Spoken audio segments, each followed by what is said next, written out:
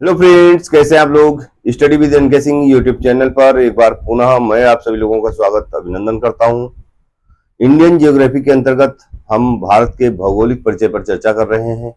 इसके पूर्व के लेक्चर में हमने भारत के अक्षांशीय और देशांतरीय विस्तार तथा भारत की इंदिरा काल से इंदिरा पॉइंट तक लंबाई और गुहार मोती से लेकर के किवीतु तक चौड़ाई, इन तमाम बिंदुओं पर हमने विस्तार से चर्चा की थी।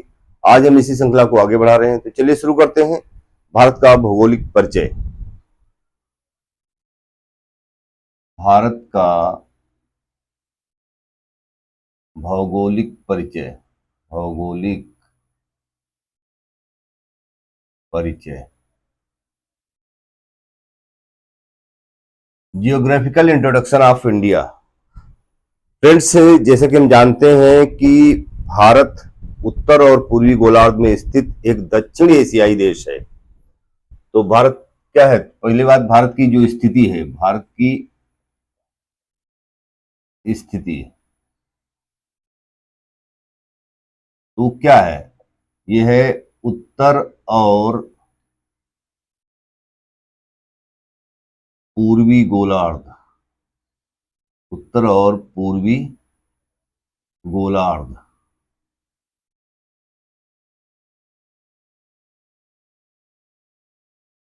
में स्थित एक दक्षिण एशियाई देश है। दक्षिण एशियाई देश है। देश है। अब हमें यह भी मालूम होना चाहिए कि दक्षिण एशिया में कौन कौन से देश आते हैं, तो देख लेते हैं जरा। दक्षिण एशिया, दक्षिण एशियाई देश कौन कौन से हैं। एशियाई देश, देखिए दक्षिण एशियाई देश में एक तो भारत स्वयं है, पाकिस्तान है, अफगानिस्तान है,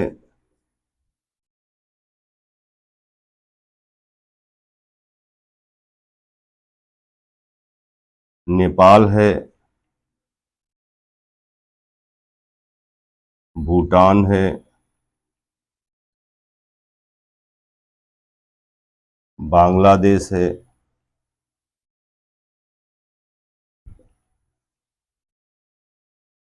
श्रीलंका है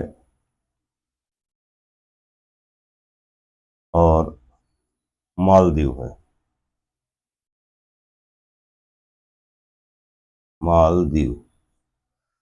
तो कुल मिलाकर के ये दक्षिण एशिया में 8 देश हैं।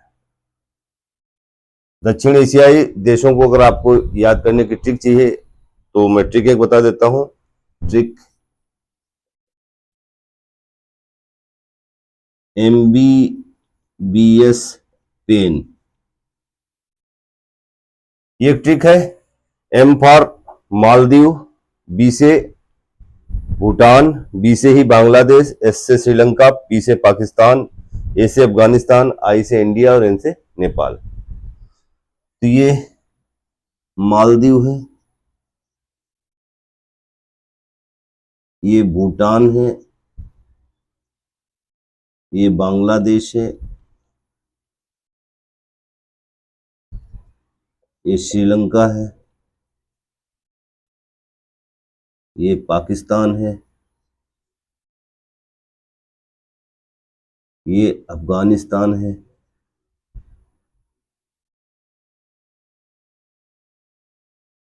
ये इंडिया यानी इंडिया,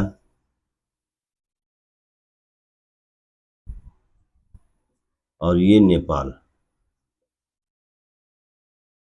देखिए आप कंसेप्ट से सीखें तो ज़्यादा अच्छा है, लेकिन फिर भी कहीं कहीं पर ट्रिकों को देख लेना थोड़ा आसान कर देती हैं ट्रिकें। तो ये एक ट्रिक है जो दक्षिण एशियाई देशों के विषय में जो 8 देश आते हैं उसके लिए आप इस तरीके से देख सकते हैं। स्क्रीनशॉट लेना चाहते हैं तो ले सकते हैं। देखिए मैंने मैप को पहले से ही ड्रा करके रखा है, क्योंकि बहुत सी चीजें ऐसी हैं अगर मैप एक्यूरेट नहीं होगा तो उनको मैप पर शो करना मुश्किल हो जाता है। इसलिए मैंने मैप पर पहले ही ये ड्रा करके मैं बोर्ड पे बना के रखा है। और इस मैप से आपको देखिए ये जो red line, outer red lines जो हम दिखा रहे हैं, ये इनसे एक बात पता चलती है कि भारत की जो आकृति है वो चतुष्कोणीय है। तो यहाँ पर एक दूसरा बिंदु आप डाल सकते हैं। पहले आप स्क्रीनशॉट ले लें, थोड़ी सी जगह खाली कर लेते हैं, चर्चा को आगे बढ़ाते हैं। यहां हमें ये पता चल गया कि भारत उत्तर और पूर्वी गोलार्ध में स्थित एक दक्षिण एशियाई देश है। और दक्षिण एशिया में कौन कौन से देश आते हैं मैंने इनका नाम का वर्णन कर दिया और साथ में आपको ट्रिक भी बता दी।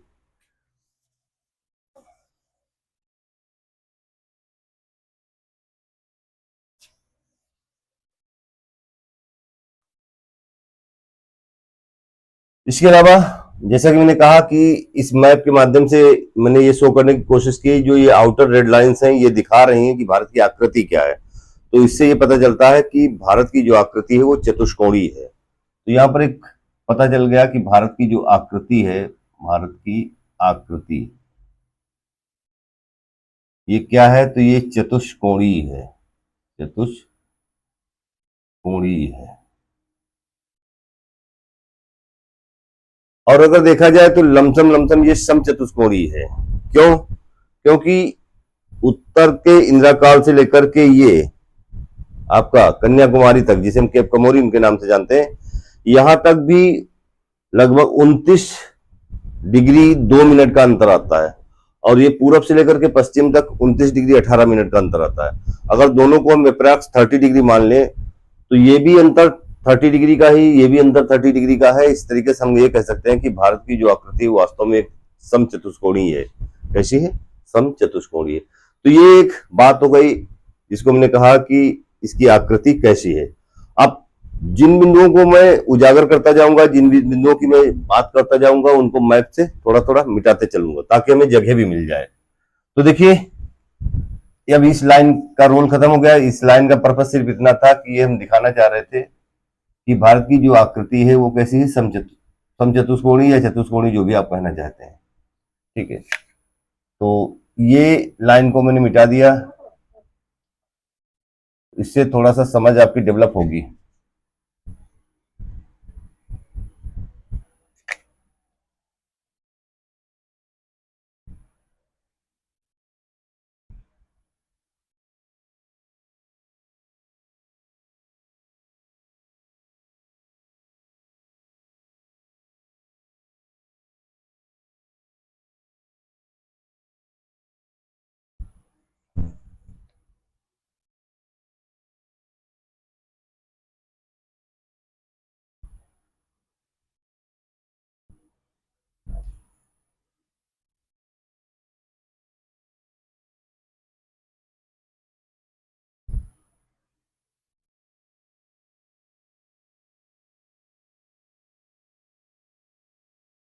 तो देखिए कुछ इससे जगह खाली हो गई और जिन बिंदुओं को मैं उजागर करता जाऊंगा उनको यहाँ मैप से हटाता चलूंगा ताकि हमको लिखने के लिए स्थान मिल जाएगा। तो भारत की आकृति चतुष्कोणीय या चतुष्कोणीय है, वो मैंने इस मैप के माध्यम से आपको दिखाया।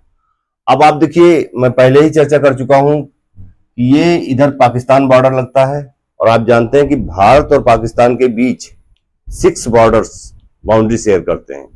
भारत और पाकिस्तान के बीच, मैं अपने पूर्व के लेक्चर में भी ये बता चुका हूं कि भारत और पाकिस्तान के बीच 6 बॉर्डर्स जो हैं बाउंड्री शेयर करते हैं। तो भारत पाकिस्तान के बीच, भारत और पाकिस्तान के बीच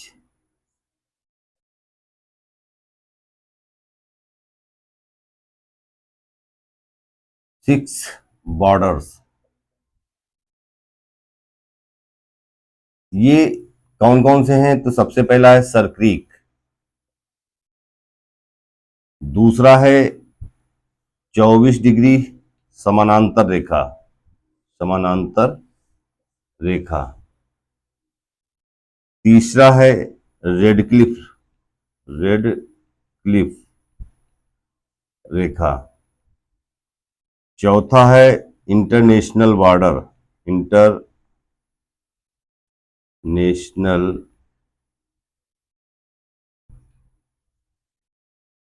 बॉर्डर, पांचवा है एलओसी यानी लाइन ऑफ कंट्रोल, और छठा है AGPL। AGPL। देखिए यहां पर एक बिंदु है, इस बिंदु का नाम है NJ9842। NJ9842। थोड़ा सा मैं यहाँ पे लिख देता हूँ, ये है NJ9842। ये जो मैंने नीले से दिखाया है ये है सियाचिन ग्लेशियर, और इसके ऊपर ये जो मैंने दिखाया है ये है साक्सगम वैली है। क्या है ये? साक्सगम घाटी। देखिए ये जो साक्सगम घाटी है, area ceded to China illegally by Pakistan in 1963। इसके लिए हम ये कह सकते हैं, इसी के लिए क्या कह सकते हैं, तो area ceded to China illegally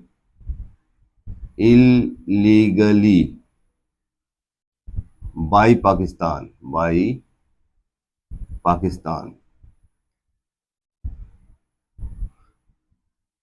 देखिए इसका कहने में तात्पर्य ये है कि ये जो साक्सगम वैली है वास्तव में ये पीओके का भाग है, लेकिन 1963 में पाकिस्तान ने इसे चाइना को सौंप दिया था एज ए गिफ्ट।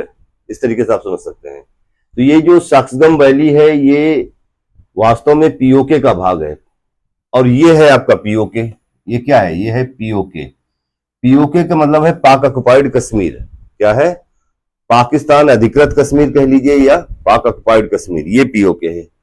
और पाक ये यहां से लेकर के ये पूरा पीओके है, और पीओके में ये वाला हिस्सा, इसे पाकिस्तान आजाद कश्मीर कहता है। याद रखिए, पाकिस्तान आजाद कश्मीर कहता हमने, ठीक है। तो ये आजाद कश्मीर है। कौन सा है? आजाद कश्मीर। ये पाकिस्तान ऐसा कहता, हम नहीं कहते हैं। और मैंने आपको बताया कि जो मैंने ये इंदिरा काल बनाया है, ये बिंदु है इंदिरा काल। कौन है? इंदिरा काल। इंदिरा काल से लेकर के केप कमोरिन तक ये जो भारत की लंबाई है वास्तव में ये 3065 किलोमीटर है। देखिए भारत का उत्तर से दक्षिण जो विस्तार है वो 3214 किलोमीटर का है, लेकिन भारत का इंदिरा काल से लेकर कन्याकुमारी तक जो मेनलैंड है यहां तक विस्तार केवल 3065 किलोमीटर का है। इसका मतलब इंदिरा काल से लेकर के इंदिरा पॉइंट तक जो ये विस्तार है ये 3214 किलोमीटर होगा। आपको यहाँ पर विशेष ध्यान देना है कि ज्यादातर लोग क्या करते हैं, इंदिरा काल से लेकर के मेनलैंड तक 3214 दिखा देते हैं। ऐसा नहीं है।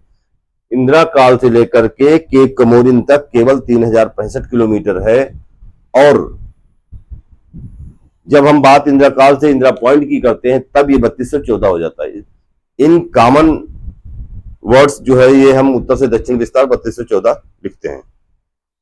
और ये भारत का जो पूर्व से पश्चिम से लेकर के पूर्व तक विस्तार है ये है 2923 किलोमीटर। ये वाला जो है, सॉरी 2933 किलोमीटर, 2933 किलोमीटर का है। ठीक। अब ये जो बिंदु है मैं पहले ही चर्चा कर चुका हूं, ये है गुहार मोती। इसे बोलते हैं गुहार मोती। देखिए इंग्लिश वर्जन में इसका नाम गुहार मोती है, लेकिन हिंदी में ज्यादातर आपको गौर मोता लिखा मिलेगा, गौर मोता। और ये जो पश्चिमी बिंदु है ये है पूर्वी, ये है किबीथू। तो सबसे जो पूर्वी बिंदु है वो किबीथू है, सबसे जो पश्चिमी गुहार मोती है, सबसे उत्तरी इंदिरा काल है। और अगर मेनलैंड की बात करेंगे, क्योंकि भारत के दक्षिणतम बिंदु दो हैं, अगर मेनलैंड से लेंगे तो आपको ये कन्याकुमारी, ये जो बिंदु हमने रखा है कन्याकुमारी, या इसे कुमारी अंतरीप, या इसे केप कमोरिन कहा जाता है। और अगर हम आइलैंड्स को मिला लेंगे तो सबसे दक्षिणी बिंदु जो है वो हमारा इंदिरा पॉइंट है। कौन सा है? इंदिरा पॉइंट है। तो ये भारत के लंबाई और चौड़ाई की बात की गई। अब आप जानते हैं कि ये जो मैंने ये लाइन ड्रा की है, ये आप देख रहे हैं, ये लाइन ऑफ कैंसर है, यानी कर्क रेखा है 23.5 डिग्री उत्तरी अक्षांश। तो ये और ये लाइन जो मैंने आपको दिखाई है इसमें मैप पे, ये 82.5 डिग्री पूर्वी देशांतर है। ये वास्तव में इंडियन स्टैंडर्ड टाइम लाइन है। क्या है ये? इंडियन स्टैंडर्ड टाइम लाइन है।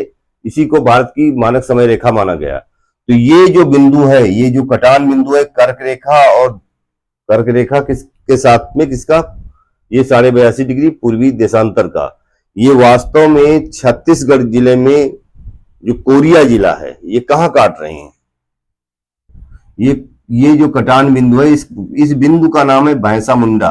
क्या नाम है? भैंसा मुंडा। और ये कोरिया जिले में पड़ता है, कोरिया जिला है, कोरिया जिला। और कहां पड़ता है? तो छत्तीसगढ़ में, छत्तीसगढ़। बहुत सी जगह पर आपको इसकी तहसील भी लिख देंगे, सनहोट तहसील है यहाँ पर, ठीक है। तो इस बात को भी कई जगह पे मैंने देखा है कि जो कोरिया जिला की जगह सूरजपुर जो है जिला भी दिखाते हैं, सूरजपुर जिला भी, लेकिन मैक्सिमम ये जो आप देखिएगा कि जो सटीक इंफॉर्मेशन है वो कोरिया जिला है, ठीक है। तो ये कुछ बातें थी भारत की आकृति को लेकर। भारत का मैंने बता दिया कि अगर मेनलैंड की बात की जाए तो 3065 किलोमीटर, लेकिन अगर इंदिरा काल से इंदिरा पॉइंट तक लेंगे तो 3214 किलोमीटर इसका नॉर्थ टू साउथ एक्सपेंशन है, जबकि वेस्ट टू ईस्ट जो इसका एक्सपेंशन है वो 2933 किलोमीटर का है।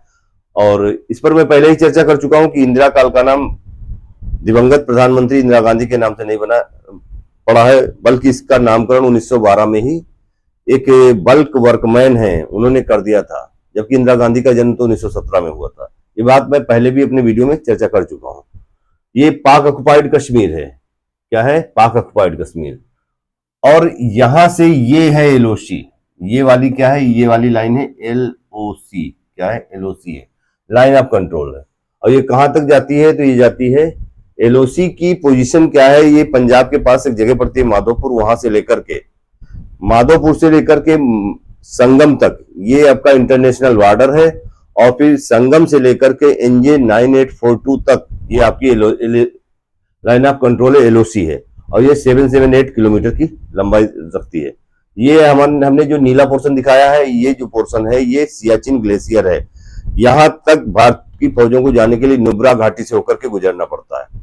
और आपको यहीं पर साथ में ये भी बता दें कि एक बार पाकिस्तान ने 1984 में पाकिस्तान ने अपने यहां से कुछ पर्वतारोहियों को इस सियाचिन ग्लेशियर पर चढ़ने की अनुमति दे दी थी, और पाकिस्तान ने इस पर एक तरीके से कब्जा करने की कोशिश की और एक ऑपरेशन चलाया जिसे बोलते हैं ऑपरेशन अबाबील।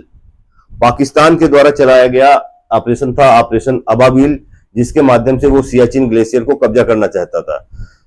जबकि उस समय हमारी तत्कालीन प्रधानमंत्री इंदिरा गांधी हुआ करती थी, और उनके उनके निर्देश पर भारतीय सेना ने जो ऑपरेशन चलाया वो चलाया था ऑपरेशन मेघदूत। और ऑपरेशन मेघदूत चला करके इस सियाचिन ग्लेशियर को भारत ने अपने कंट्रोल में कर लिया, अपने नियंत्रण में ले लिया। तो ये कहानी है, यानी भारत की तरफ से जो सियाचिन को कब्जा करने के लिए ऑपरेशन चलाया गया और पाकिस्तानियों को वहां से निकालने खदेड़ने के लिए जो ऑपरेशन चलाया गया, उस ऑपरेशन का नाम है ऑपरेशन मेघदूत। जबकि पाकिस्तान ने सियाचिन पर कब्जा करने के लिए जो ऑपरेशन चलाया था वो ऑपरेशन था ऑपरेशन अबाबील। ठीक है, आई थिंक ये आपको क्लियर हो गया होगा। ठीक है, थोड़ी सी जगह खाली करते हैं। देखिए, आप स्क्रीनशॉट लेते रहिएगा। है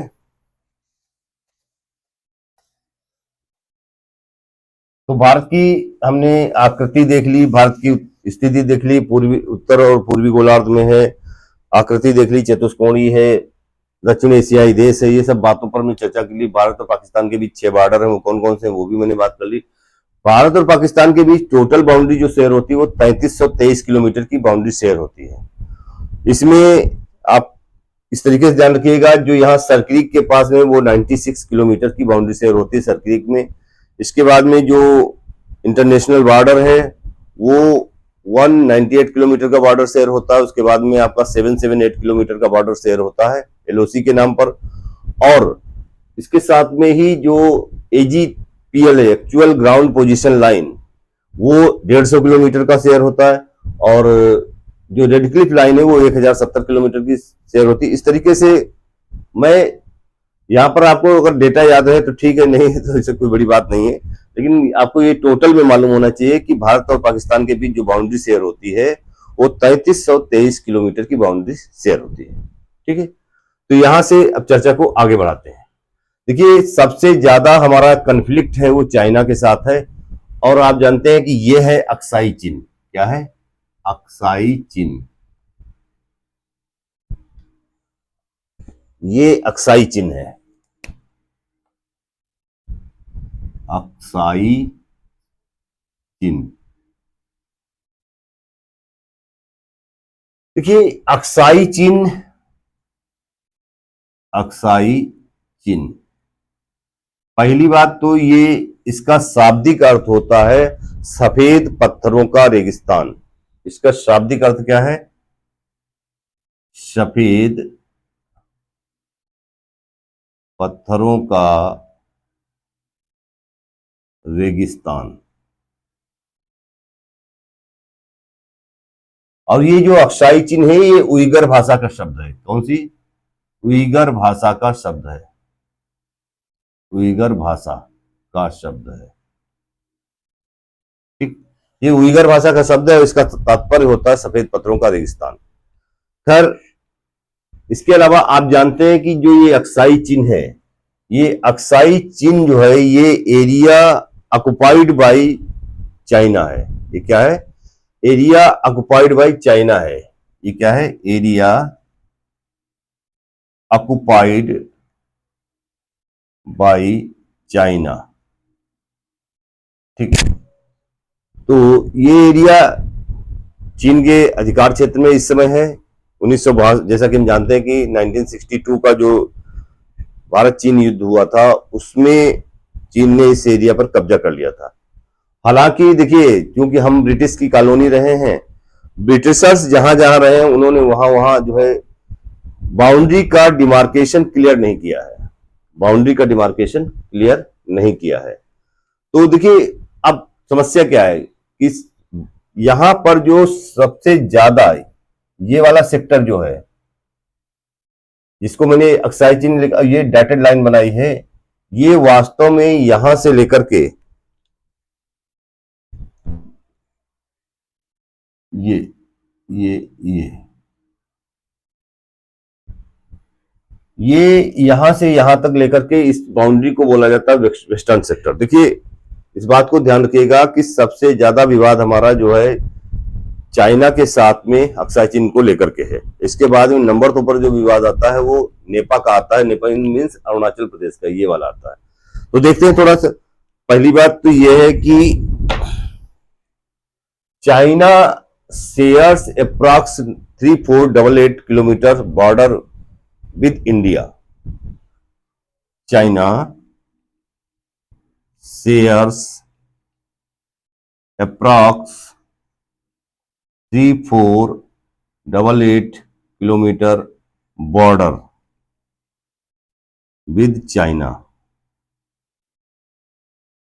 सॉरी इंडिया, विद इंडिया। चीन जो है इंडिया के साथ 3488 किलोमीटर का बॉर्डर शेयर करता है। इन बॉर्डर जो है वो India border with China is divided into 3 sectors. जो भारत और चीन का जो बॉर्डर है वो 3 सेक्टर्स में डिवाइड है। यानी जो भारत चीन बॉर्डर है, भारत चीन border, India border with China is divided into 3 sectors. Bharat चीन बॉर्डर जो है वो 3 सेक्टर में डिवाइड है। पहला है वेस्टर्न सेक्टर। क्या है? Western sector. और दूसरा है ये मिडिल सेक्टर, मिडिल सेक्टर। और जो तीसरा है ये है ईस्टर्न सेक्टर, ईस्टर्न सेक्टर। आपको ध्यान रखना है कि ये जो वेस्टर्न सेक्टर है ये चाइना 2152 किलोमीटर का, ये इसकी जो लंबाई है वो 2152 किलोमीटर है, और इसकी लंबाई जो है वो 625 किलोमीटर है, और इसकी लंबाई जो है वो 1140 किलोमीटर है। तो भारत और चीन का जो बॉर्डर वो 3 सेक्टर में डिवाइड है। वेस्टर्न सेक्टर, वेस्टर्न सेक्टर कहां से शुरू होता है? तो ये काराकोरम से लेकर के ये लद्दाख तक आता है। और ये अब यहां पर क्लियर कट, चूंकि ब्रिटिशर्स की एक समस्या रही, वो ब्रिटिशर्स ने क्लियर कट बाउंड्री डिमार्केशन नहीं किया और स्थिति जो है उलझाव बना करके वो चले गए। तो समस्या ये है कि ये जो सेक्टर है, मैंने बोला ये नीले से जो डॉटेड लाइन बनाई, ये है वेस्टर्न सेक्टर। क्या है ये? वेस्टर्न सेक्टर है। मैं थोड़ी सी जगह खाली करता रहूंगा और आपको यहाँ पर चीजों को लिख लिख के दिखाता रहूंगा। इसको बाद में मैं लिख लूंगा। देखिए ये साक्सगम वैली वाला हिस्सा हो गया।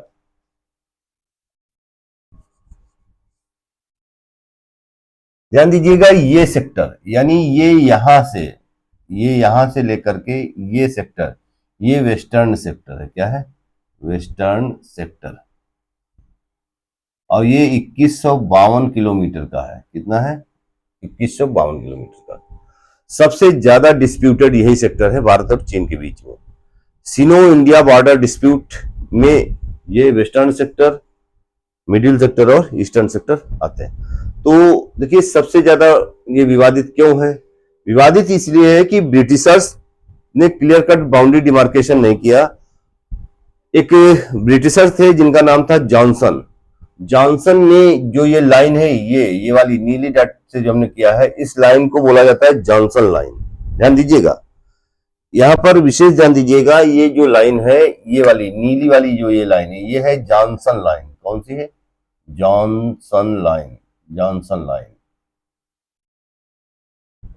जॉनसन लाइन ये बताती है कि जॉनसन लाइन से इधर पश्चिम का जो हिस्सा है वो भारत है, और इधर वाला हिस्सा यानी ये इधर का हिस्सा चाइना है, चीन है, और इधर का हिस्सा ये भारत है।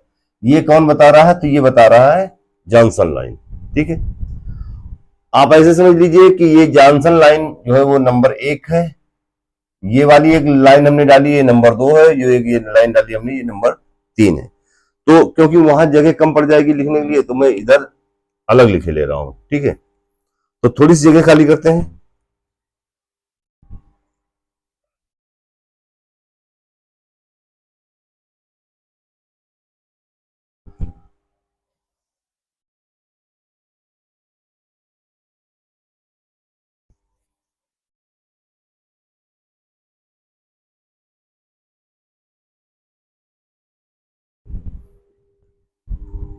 देखिए ये जो नीले कलर से इस लाइन को मैं नंबर 1 दे देता हूं। ये लाइन है नंबर 1, और इसे जो ये वाली लाइन है मैं नंबर 2 दे देता हूं, और इसे ये नंबर 3 दे देता हूं। तो ये जो नंबर 1 है, ये नंबर 1 है, ये जॉनसन लाइन। वहां जगह कम पड़ रही है, इस वजह से यहां लिख रहा हूं जॉनसन, जॉनसन, जॉनसन लाइन।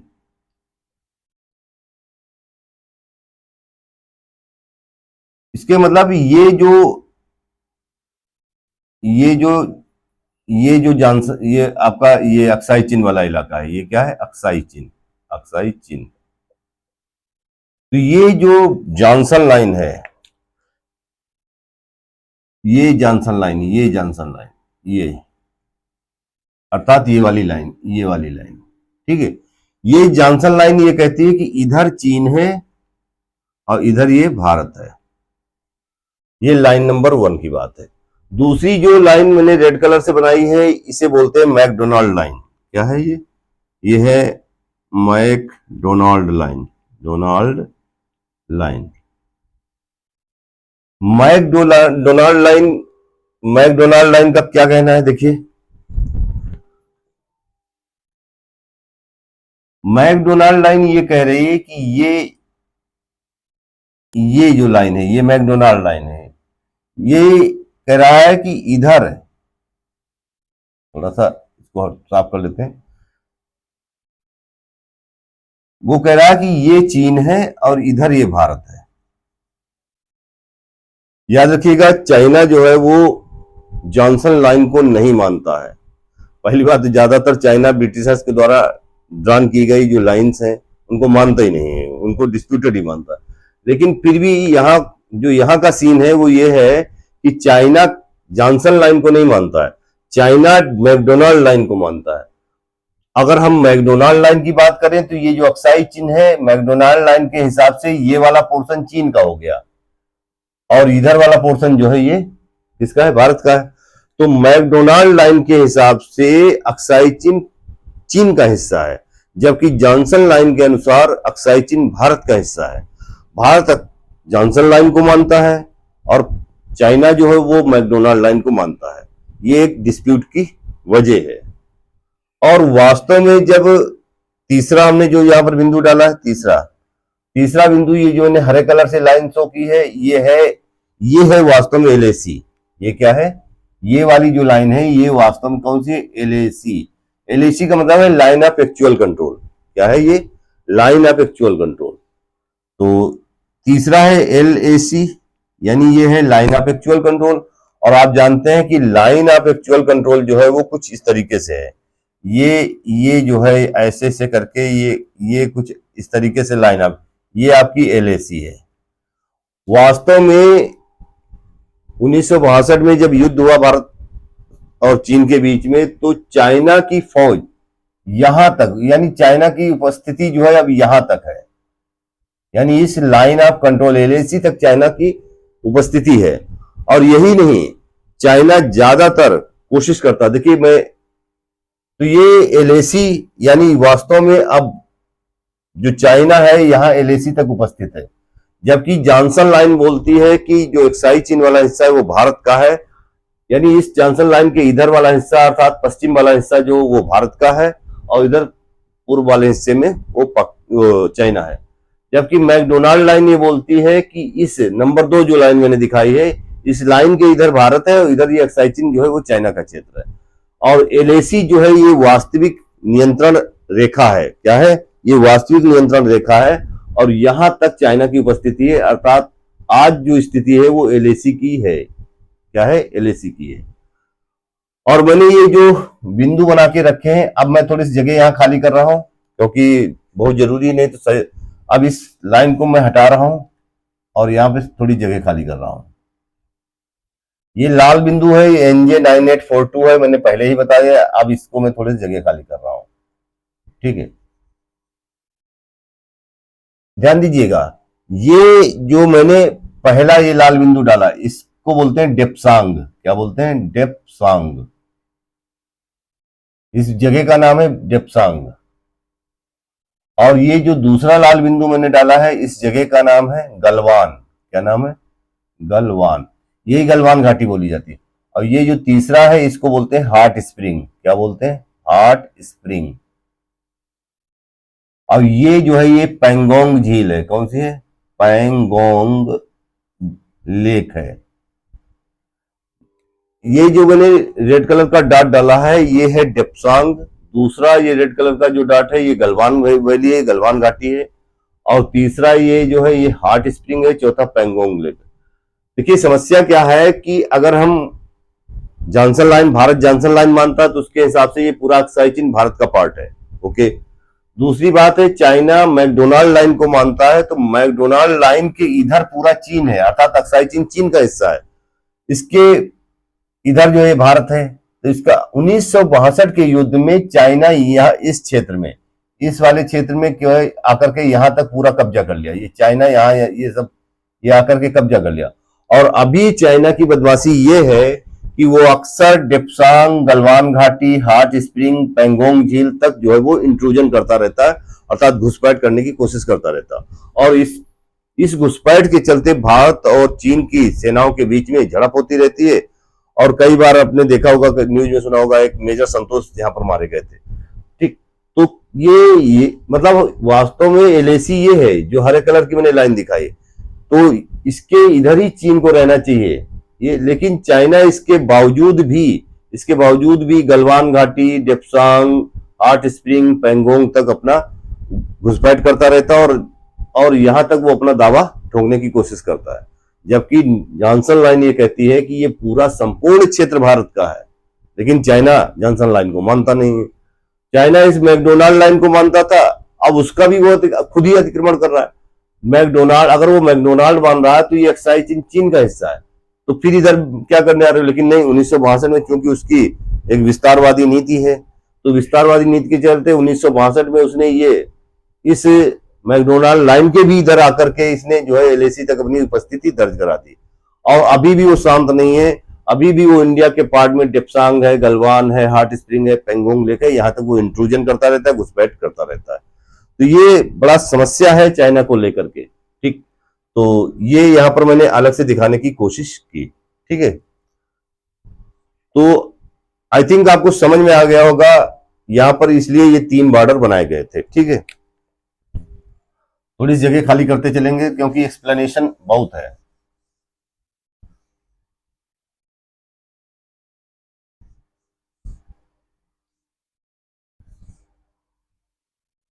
देखिए, आप स्क्रीनशॉट लेते चलिएगा। अब थोड़ी सी जगह मैं खाली कर रहा हूं।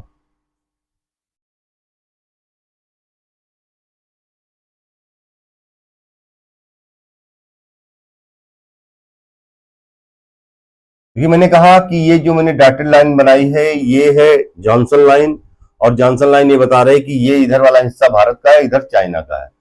लेकिन जॉनसन लाइन को चीन मानता नहीं।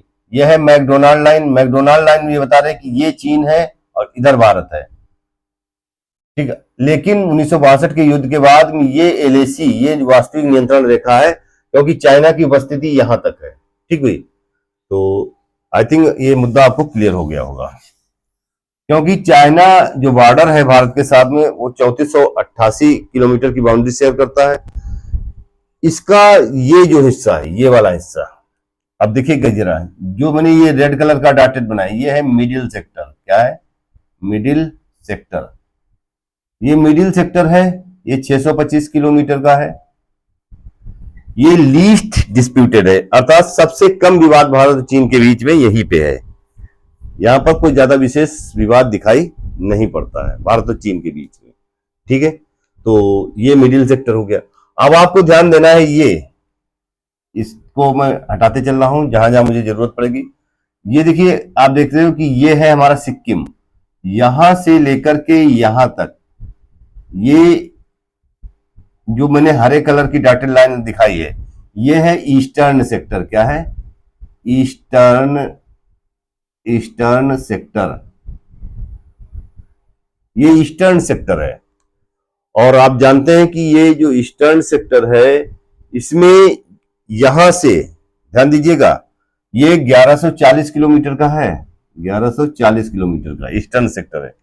ये भूटान के जो ये पूर्वी बिंदु है, अब यहां पर कई बिंदु आते हैं। ये जो भूटान का ये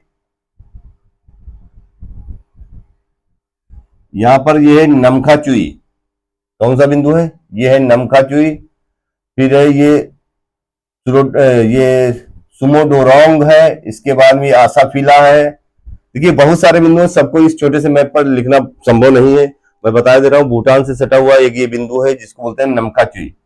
इसके बाद में ये हम यहाँ पे एक बिंदु डाल लीजिए, इसको बोलते हैं सुमोडोरोंग चू। नमखाचू है, ये सुमोडोरोंग चू है। इसके बाद में यहाँ पर है आसाफिला। इसके बाद में ये आपकी जो ये वाली घाटी आ जाती है जिसको बोलते हैं यहाँ पर दीहू चू है, ठीक है। इस तरीके से कई बिंदु है, सबको यहाँ पर लिखना मुश्किल है। मैं कुल मिलाकर के बताना ये चाह रहा हूं कि ये जो लाइन है, जो डॉटेड लाइन है, इसे बोला जाता है मैक महोन। क्या है ये है मैक महोन लाइन। इसी ईस्टर्न सेक्टर की इसी बाउंड्री को कहा जाता है, इसे ही कहा जाता है मैक महोन। Mac mahon. देखिए, हमको हिंदी में यही पढ़ाया गया, McMahon line, McMahon line. वास्तव में जो ये ईस्टर्न सेक्टर है, ये ईस्टर्न सेक्टर है। ईस्टर्न सेक्टर, ईस्टर्न सेक्टर को ही कहा जाता है मैक मोहन लाइन। और वास्तव में ये मैक मोहन नहीं, ये मैक महोन है। क्या है? Mac mahon. यही मैक महोन लाइन है।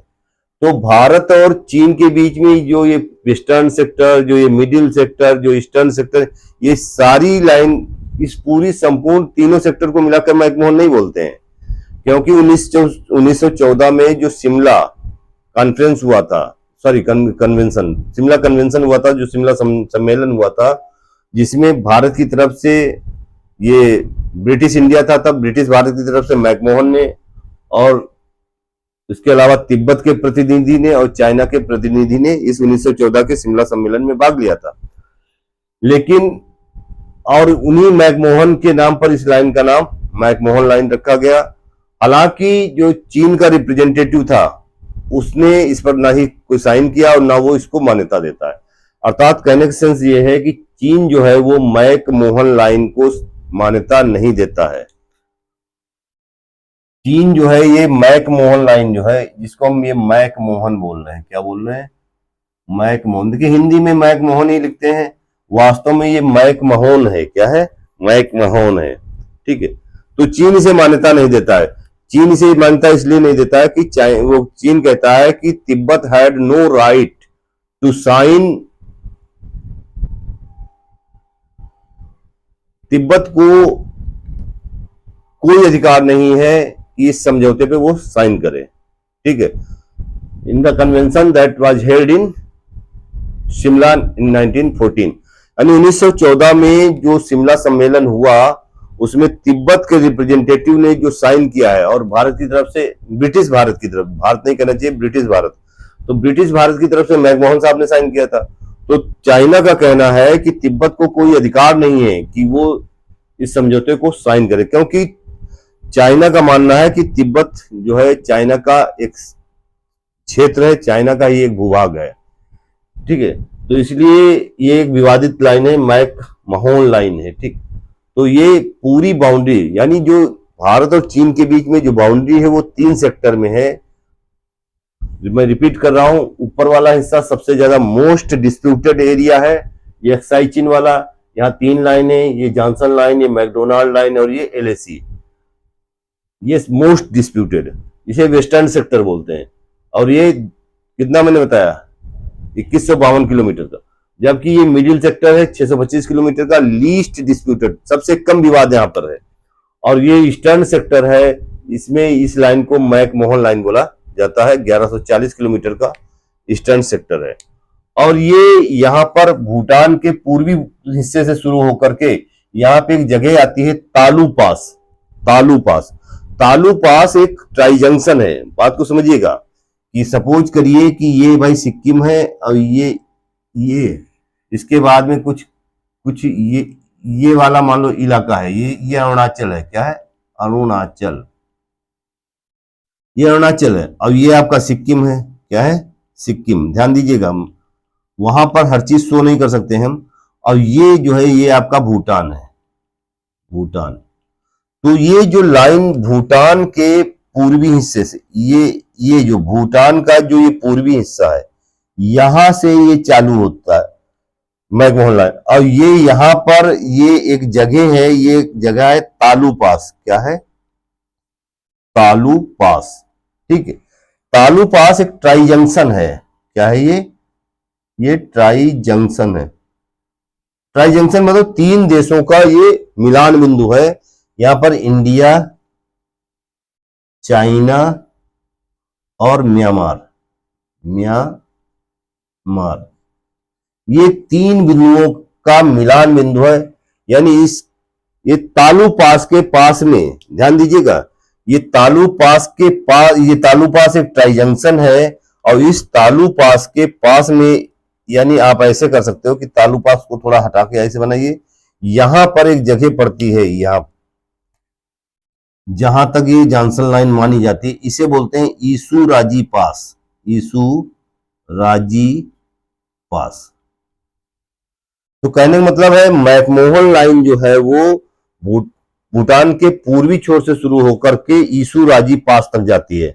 और ये जो ईसु राजी पास है, तालू पास ट्राई जंक्शन किसके पास बीच में है, तो इंडिया, चाइना और म्यांमार के बीच में ट्राई जंक्शन है, यानी इन 3 देशों का मिलान बिंदु है। इसके तालू पास के पास में एक बिंदु है जिसे बोलते हैं ईसु राजी पास। यहां तक की रेखा को मैकमोहन लाइन कहते हैं। आई थिंक आपको बिल्कुल क्लियर हो गया होगा। बहुत कंफ्यूजन है लोगों को इस मैकमोहन लाइन को कि कहां से, कि क्या ये पूरी लाइन मैकमोहन? नहीं, पूरी लाइन मैकमोहन नहीं भाई। ठीक है, तो मैंने बोला ये भूटान मतलब ये यहां से, यहां जो मैंने यहां, अब ये भूटान यहां से शुरू हुआ, ये वाला बिंदु देखिए, ये जो यहां से ये लेकर के यहां ईसु राजी पास तक जो है ये पूरा जो माना जाता है वो क्या है, आपका मैकमोहन लाइन है। याद रखिएगा, जो इस भूटान के पूर्वी छोर से लेकर के ईसु राजी पास तक, यानी इस पूर्वी छोर से, तो ये 840 किलोमीटर है। कितना है? जबकि मैं पूरे ईस्टर्न सेक्टर को मैं बता रहा हूं कि भाई 1140 किलोमीटर है। इसका मतलब है कि ये लगभग 200 किलोमीटर ये सिक्किम वाला पार्ट है। ठीक है, यानी 840 इधर हो गया और तो ये 200 किलोमीटर के लगभग लगभग जो सिक्किम के ऊपर वाला ये पार्ट है।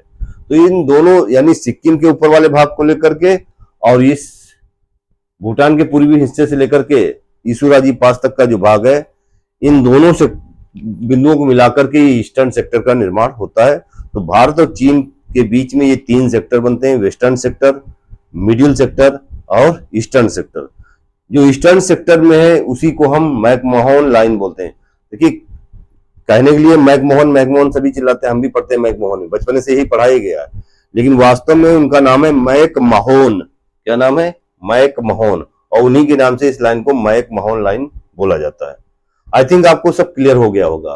तो ये था बाउंड्री को लेकर के, भारत और चीन के बीच बाउंड्री को लेकर के। ठीक है, अब आगे की बात देखिए। यहां पर मैंने कुछ द्वीपों का निर्माण करके रखा है पहले से, ऑलरेडी मैं इस पर बात कर चुका हूं।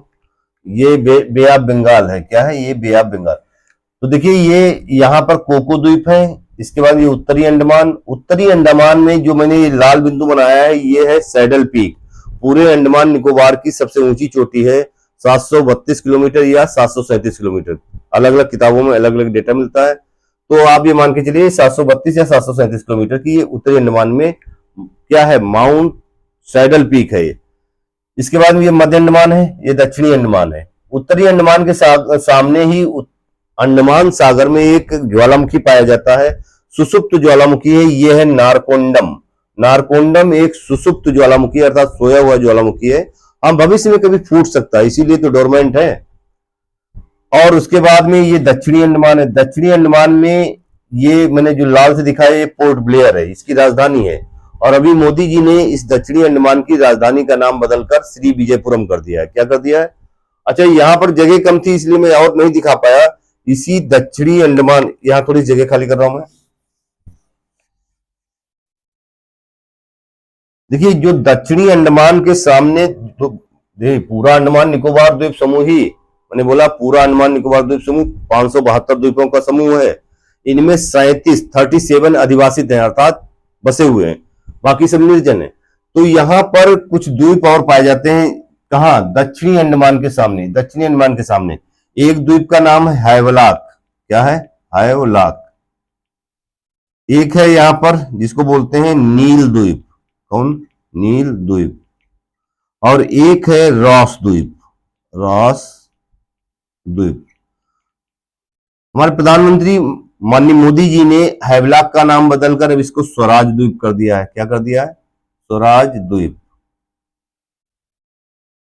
और इस नील द्वीप का नाम बदलकर उन्होंने शहीद द्वीप कर दिया है, शहीद द्वीप। और रॉस द्वीप का नाम सुभाष चंद्र बोस द्वीप कर दिया है। क्या कर दिया है? सुभाष चंद्र बोस। सुभाष चंद्र बोस द्वीप है। देखिए, पूरे अंडमान निकोबार में। और ये जो पोर्ट ब्लेयर है, राजधानी, राजधानी कौन है? राजधानी जो पोर्ट ब्लेयर है, दक्षिणी अंडमान पर स्थित है, पोर्ट ब्लेयर। अब मोदी जी ने इसका नाम बदलकर श्री विजयपुरम कर दिया। क्या कर दिया? श्री विजयपुरम। ये कुछ चेंजेज आए हैं, ये आपको ध्यान रखने पड़ेंगे। यहां पर हर एक चीज को दिखाना संभव नहीं था। मैंने मैक्सिमम कोशिश की है दिखाने की, लेकिन फिर भी सब कुछ, हर चीज नहीं दिखा सकते भाई। तो एक तो ये बिंदु इस तरीके से आ गया। और इसी दक्षिणी अंडमान के सामने एक ये ज्वालामुखी पाया जाता है, इसका नाम है बैरन द्वीप। याद रखिएगा, बैरन द्वीप जो है वो एक सक्रिय ज्वालामुखी है। अभी 2017 में इसमें विस्फोट हुआ था। ठीक है, ये सक्रिय ज्वालामुखी है। और अगर ये कहें कि भारत में कितने ज्वालामुखी पाए जाते हैं, तो भारत में केवल 2 ही ज्वालामुखी पाए जाते हैं। और याद रखिएगा, यहाँ पर ध्यान देने वाली बात यह कि दोनों के दोनों ज्वालामुखी अंडमान सागर में है। किसमें है? यानी भारत के मेन लैंड पर कोई ज्वालामुखी नहीं पाया जाता, भारत के मुख्य भूमि पर कोई ज्वालामुखी नहीं पाया जाता। भारत में केवल 2 ही ज्वालामुखी पाए जाते हैं। एक है नारकोंडम जो सुसुप्त है, डोरमेंट है, सोया हुआ है। और दूसरा है सक्रिय ज्वालामुखी बैरन द्वीप। ठीक है, ये 2017 में इसमें विस्फोट हुआ था। तो ये एक सक्रिय ज्वालामुखी है। तो ये मात्र दो ज्वालामुखी भारत में पाए जाते हैं। याद रखिएगा, उत्तरी अंडमान और कोको द्वीप के बीच में जो एक जलराशि है, सक्रिय जलराशि है, इसको बोलते हैं कोको चैनल। फिर ये दक्षिणी अंडमान और लिटिल अंडमान के बीच में जो एक जलराशि है सक्रिय, इसको बोलते हैं डंकन पास। इसके बाद में लिटिल अंडमान और कार निकोबार के बीच में जो ये जलराशि है, इसको 10 डिग्री चैनल बोलते हैं। और फिर इधर आ जाइए, ग्रेट निकोबार और इंडोनेशिया के बीच में जो ये चैनल है, इसे कौन सा बोला जाता है, तो ग्रेट ग्रांड चैनल बोलते हैं। ठीक है, तो ये इन द्वीपों को लेकर मैं पहले ही पूर्व के लेक्चर में चर्चा कर चुका हूं, तो इस पर मैं ज्यादा टाइम वेस्ट नहीं करूंगा। थोड़ा सा यहां जगह खाली कर रहे हैं।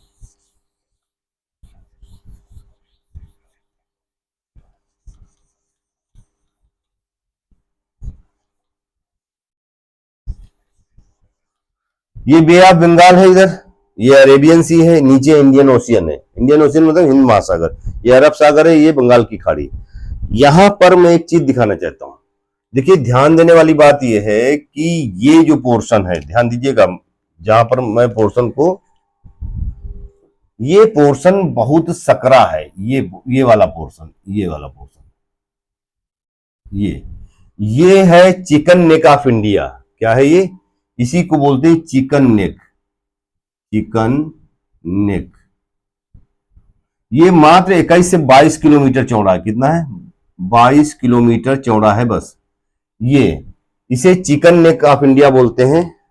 आप स्क्रीनशॉट लेते रहिएगा भाई, थोड़ी जगह खाली करते हैं।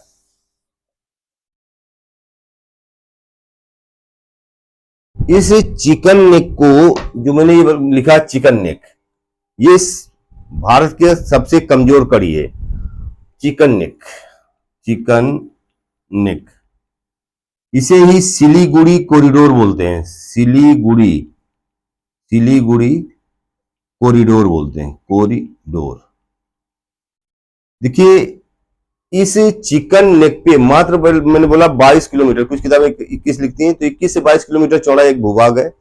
और ये बहुत ज्यादा टारगेट पे है किसके? चाइना के, बांग्लादेश के और पाकिस्तान के। हालांकि यहां पर पाकिस्तान का कोई वो नहीं। आप जानते हो, जिसको मैंने बीडी बांग्लादेश करके रखा है, ये वास्तव में पूर्वी पाकिस्तान हुआ करता था। और 1971 के युद्ध के बाद में इंदिरा गांधी ने इस पूर्वी पाकिस्तान को तोड़कर अलग कर दिया और इसे एक बांग्लादेश नाम का एक नया देश बना दिया। तो पाकिस्तान आज भी ट्राई करता रहता है, जिस तरीके से उसका ये पूर्वी हिस्सा इंदिरा गांधी ने तोड़ दिया, वो भी भारत के इस पूर्वी हिस्से को तोड़ दे। इसलिए भारत, चीन और स्वयं ये बांग्लादेश, जिसको उत्पन्न किया है भारत ने, इसकी भी नजर इस चिकन नेक पर है। वो ठीक है, ये अगर इस 22 किलोमीटर भूभाग पर कोई कब्जा कर ले, तो ये समझ लीजिए, ये पूर्वोत्तर भारत पूरा कट जाएगा, ये पूर्वी हिस्सा पूरा अलग हो जाएगा। तो यहां पर चीन है, पाकिस्तान है और ये स्वयं बांग्लादेश है, इस चिकन नेक पर कब्जा करने की फिराक में रहता है।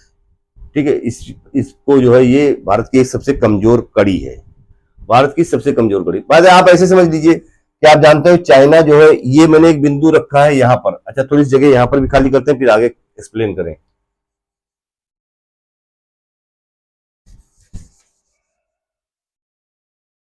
ये बिंदु जो है, ये डोकलाम है। ये वाला कौन सा है? ये डोकलाम है। कौन सा है? डोकलाम। आप जानते हैं 2017 में यहां पर काफी भारत और चीन के बीच में संघर्ष देखने को मिला था। चाइना यहां पर अपनी उपस्थिति दर्ज करा करके उसकी कोशिश है इस चिकन नेक पर कब्जा करने की, क्योंकि अगर वो चिकन नेक पे कब्जा कर लेगा तो ये पूरा हिस्सा पूर्वोत्तर, पूर्वोत्तर का मतलब यहां पर 7 राज्य ये और 8वां ये सिक्किम। यहां 7 कौन कौन से हैं? देखिए, ये त्रिपुरा है, ये मिजोरम है, यहाँ पर बीच में मणिपुर है, ये नागालैंड है, ये अरुणाचल प्रदेश है, ये यहाँ पर ये आसाम है, ये मेघालय है। त्रिपुरा, मिजोरम, मणिपुर, नागालैंड, अरुणाचल प्रदेश, मेघालय और असम, इन 7 राज्यों को 7 सिस्टर बोला जाता है। क्या बोला जाता है?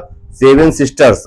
और ये 8वां सिक्किम है। तो डोकलाम इशू गरमाया था 2017 में, और भारत और चीन के बीच काफी झड़प देखने को मिली थी, क्योंकि चाइना ये कोशिश करता है इस चिकन नेक को तोड़ने की।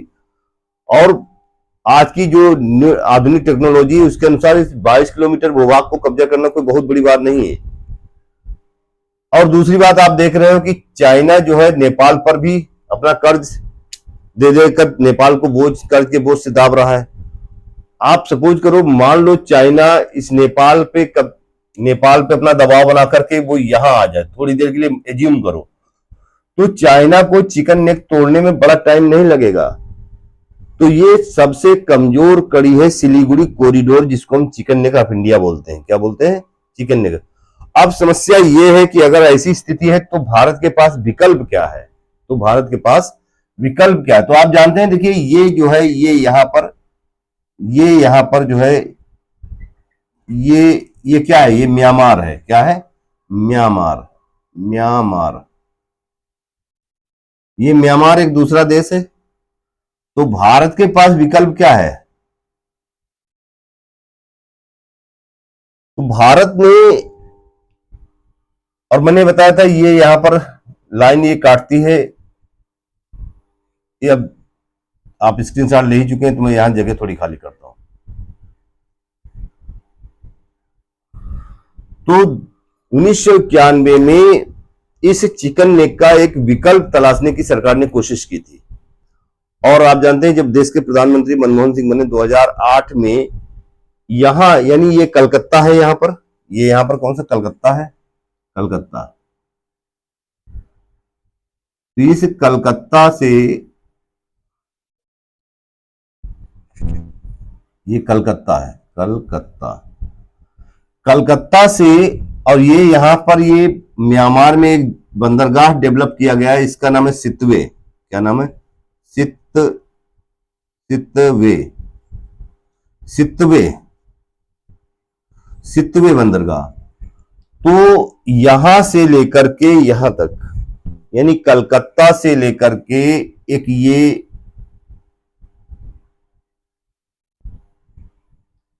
सितवे तक, और सितवे से लेकर के यहां पर एक जगह पड़ती है, यहां पर ये एक जगह है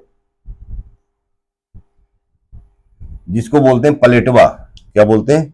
पलेटवा, पलेतवा बोलते हैं, पलेतवा, यानी ये है पलेतवा।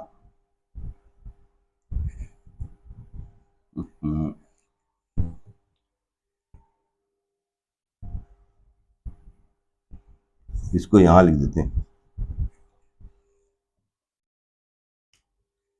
ये है पलेतवा,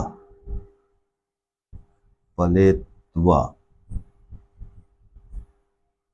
पलेतवा।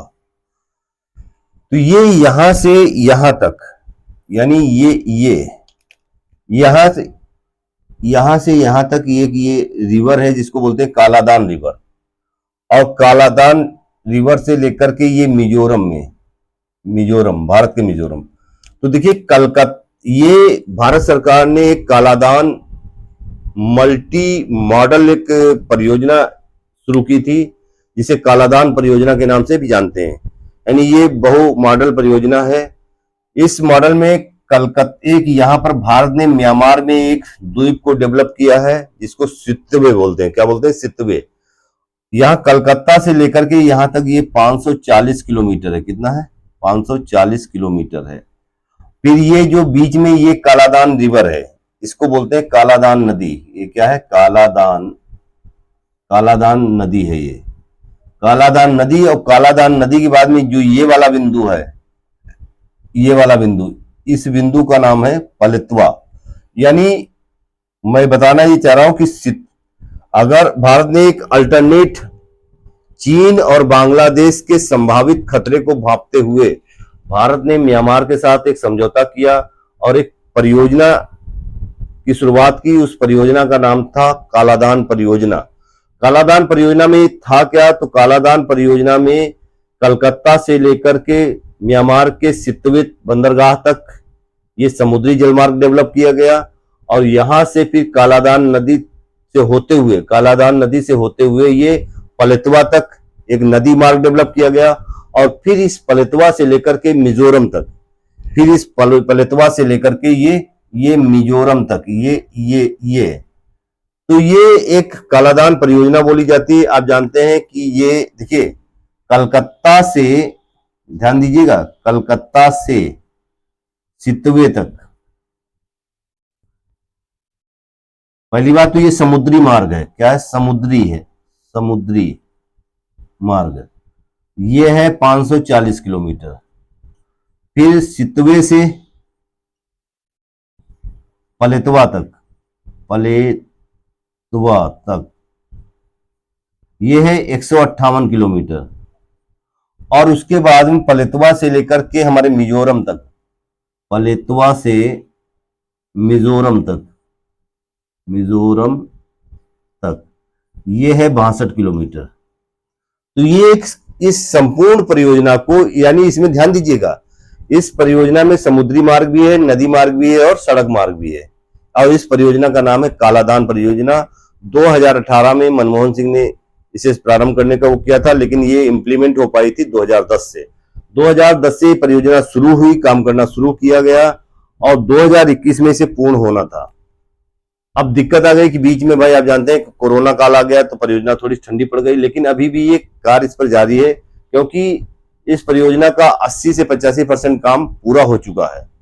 तो इसमें क्या हुआ कि इस कलकत्ता से ये अल्टरनेट एक विकल्प ढूंढा है भारत सरकार ने पूर्वोत्तर राज्यों को कनेक्ट करने का। देखिए सब, और चीन और बांग्लादेश के संभावित खतरे को मिनिमाइज करने का, कि अगर चिकन नेक, पहली बात ऐसा होना असंभव नहीं हो सकता है क्योंकि इतना आसान नहीं है, भारत एक न्यूक्लियर पावर है, लेकिन फिर भी इसका एक विकल्प ढूंढना, कि इस चिकन नेक का एक विकल्प हमारे पास है, कलकत्ता से सितवे, सितवे से कालादान, नदी से होते हुए पलेतवा, पलेतवा से फिर मिजोरम, और साथ में ही ये म्यांमार और इधर आपके थाईलैंड और कंबोडिया जैसे अन्य देशों के लिए एक व्यापार मार्ग भी खुल जाएगा। तो एक इसीलिए इसको मल्टी मॉडल परियोजना बोलते हैं। क्या बोलते हैं? मल्टी मॉडल परियोजना है। ये भारत सरकार ने मनमोहन सिंह के समय में शुरू हुई थी, इसको 2021 में पूरा होना था, लेकिन कोरोना काल वजह से ये थोड़ा डिले हो गया। और अब देखिए कब तक ये लगभग ये समाप्ति की ओर परियोजना है। तो एक विकल्प तलाश कर लिया गया चिकन नेक का।